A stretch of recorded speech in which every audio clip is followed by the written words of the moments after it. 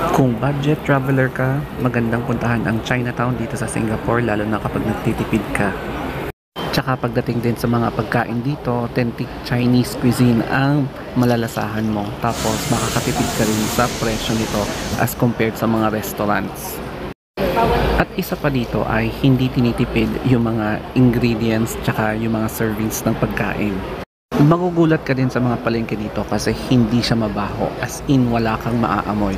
Tsaka marami ring historical Chinese sites dito na pwede mong pasyalan.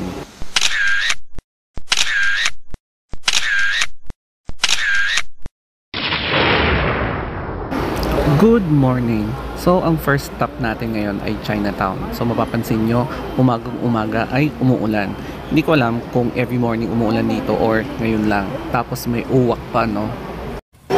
Napaka-amazing ng Chinatown dito kasi you feel safe. Tapos malinis yung lugar, no? Hindi siya makalat talaga. Sa mga nagtatanong, DIY nga pala yung ginawa namin dito. Kaya we have the luxury of time na magbabad dito sa Chinatown without worrying about sa time constraints. Nakakaloka lang dito kasi yung palengke nila ay merong Starbucks, as in legit na Starbucks, o 'di ba?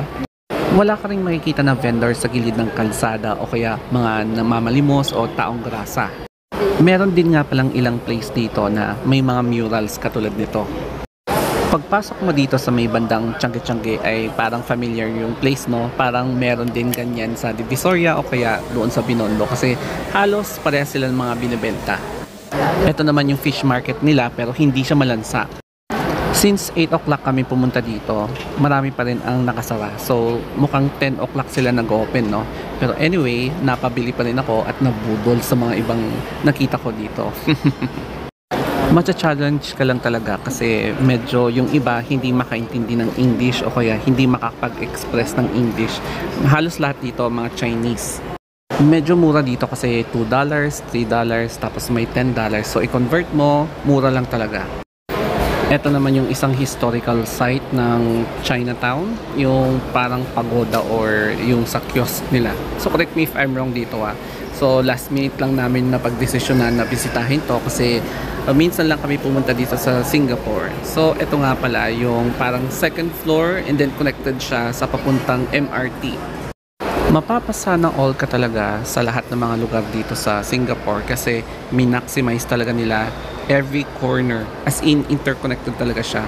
So dito mapapansin mo na as in hindi masyadong maraming tao, no? Hindi siya siksikan. Tapos ang ganda ng landscape, yung mga scenery. Kaya no wonder hindi siya boring. Nadaanan namin to at bigla kaming natakam kaya bumili kami, o di ba? So ito yung tinatawag nilang bakwan or pakwan. Basta yan yung term nila sa karne. Tapos may mga fish skin na medyo spicy kaya susubukan naming tikman katulad dito. So syempre na-excite ako, no? At gusto kong tikman. Kaya akala ko soft na ham siya pero parang kakaiba siya, no? Yung parang jerkers, parang ganyan yung lasa. So one last look, ito yung napakasarap nilang parang beef jerker. Okay, so magtatanghaling tapat na at hindi na siya umuulan. So Chinatown pa rin to hindi siya downtown. So ang tataas na mga building kahit na malapit sa market.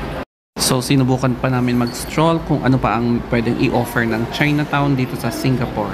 So at least meron kayong idea kung ano yung itsura ng Chinatown, as in napaka-safe niya, 'di ba?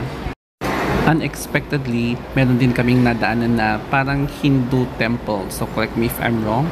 And marami ka talagang makikita dito na different cultures, tsaka religion, and ayan yung shrine. So maraming turista din na pumapasok dyan. And syempre, iwan mo yung mga shoes mo. Tapos marami ka rin madadaanan na nagbebenta ng mga Chinese potteries katulad nito. Yung paglagyan ng sausawan. May mga spices ka rin na makikita dito, tsaka yung mga ginagamit na traditional Chinese medicine na ingredients, mga yan. Pag first time mo talaga sa Singapore ay ganito yung laging madadaanan mo, no? Ang linis at hindi siya maamoy.